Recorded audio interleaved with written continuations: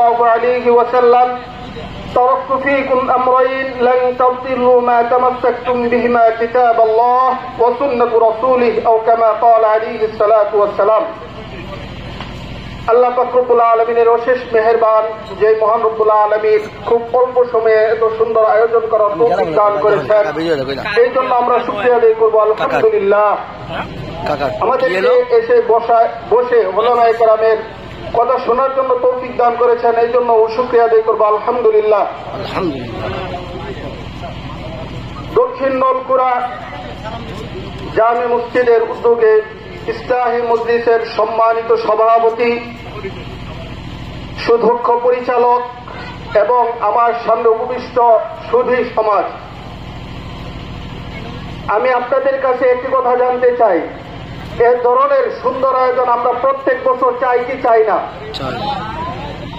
ইনশাআল্লাহ আমরা যুব সমাজের উদ্যোগে প্রত্যেক বছর কোরআন এবং হাদিসের মাহফিল করব। কোন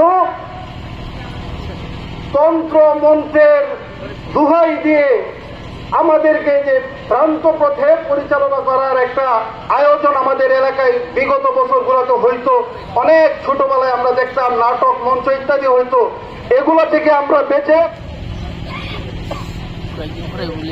প্রত্যেক বছর আমরা কোরআন এবং হাদিসের মাহফিল করবো ইনশাআল্লাহ।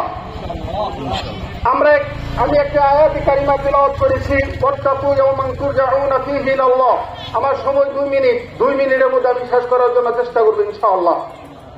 আল্লাহ পাক রব্বুল আলামিন এই আয়াতে কারিমা কোরআনে কারিমে সর্বশেষ নাজিল করেছেন, এরপরে আর কোন আয়াত নাজিল করেন নাই। আমি মনে করি এই একটা আয়াত যদি নাজিল করে আর কোন আয়াত নাজিল না করতেন তাহলে আমাদের জন্য, ভয়ের জন্য, আমাদের উপদেশের জন্য যথেষ্ট হয়ে যেত। আল্লাহ পাক রব্বুল আলামিন বলতেছেন, ওয়াত্তাকু, তোমরা তাকওয়া অর্জন করো, তোমরা ভয় অর্জন করো। কার? ইলাল্লাহ, আল্লাহ তাআলার।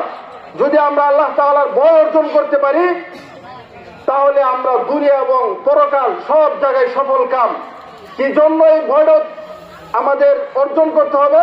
আল্লাহ তাআলা বলেন, ইলাল্লাহি তুরজাউন, আমার নিকট তোমাদের ফিরে আসতে হবে। ভাই, আমাদের সকলের আল্লাহ তাআলার নিকট ফিরে যেতে হবে কি যেতে হবে না? যেতে হবে। এই জন্য আল্লাহর ভয়ে আমরা পৃথিবীতে চলবো।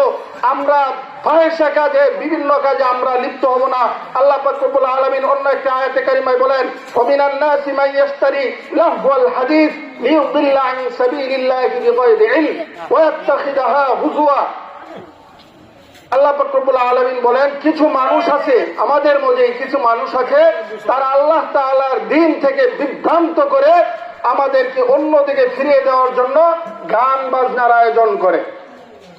কি জন্য গান বাজনার আয়োজন করে? আল্লাহ পাক রব্বুল আলামিন বলতেছে, আমি বলতেছি না ভাই, আল্লাহ পাক বলতেছেন আমাদেরকে বিভ্রান্ত করার জন্য, দুনিয়া কোরআন এবং হাদিস থেকে দূরে সরিয়ে দেওয়ার জন্য বিগাইরি ইলম ওয়া ইয়াত্তাখিযাহা হুজুয়া, এবং ঠাট্টা বিদ্রুপ করে। গানের মাধ্যমে আমাদেরকে ঠাট্টা বিদ্রুপ করা হয়।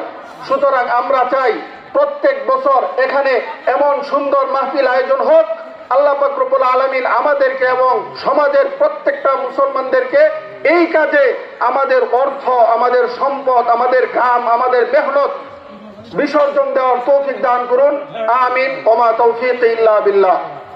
এখানে অনেক উলামায়ে কেরাম উপস্থিত আছেন, আমাদেরকে শুধু নির্দেশ দেওয়ার কারণে আমি কথা বলছি। আমার কথায় কোনো ভুল ত্রুটি থাকলে আল্লাহ তাআলার কাছে আমি ক্ষমা চাই, এবং আপনাদের কাছেও আমি করজোড়ে অনুরোধ করি সকলে এখানে এসে বসবেন।